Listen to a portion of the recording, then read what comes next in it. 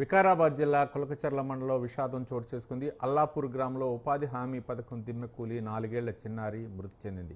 అంగన్వాడీ కేంద్రానికి వెళ్లి కేంద్రం ఆవరణలో ఆడుకుంటుండగా దిమ్మ చిన్నారిపై పడింది. దీంతో చిన్నారి సాయి తలకు తీవ్ర గాయాలయ్యాయి. గమనించిన స్థానికులు హోటాహోటిన పరిగి ప్రభుత్వ ఆసుపత్రికి తరలిస్తుండగా మార్గ మధ్యలో మృతి చెంది చిన్నారి మృతితో తల్లిదండ్రులు కన్నీరు మున్నీరవుతున్నారు.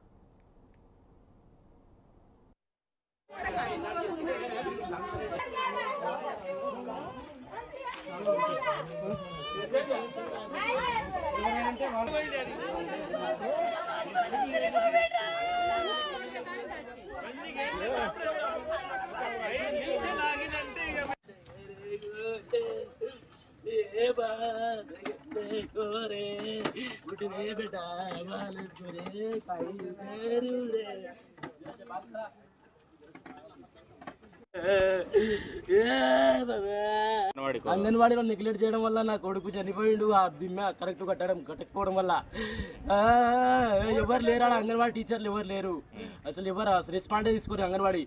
అందువల్ల మా కొడుకు చనిపోయిండు. అంగన్వాడీ కేంద్రం పోయినందుకే చచ్చిండన్నా లేవుడు బాగుండే. అంగన్వాడీలో నెగ్లెక్ట్ చేయడం వల్ల నా కొడుకు చనిపోయిండు. ఆ దిమ్మ కరెక్ట్ కట్టకపోవడం వల్ల ఎవరు లేరు. అంగన్వాడీ టీచర్లు ఎవరు లేరు.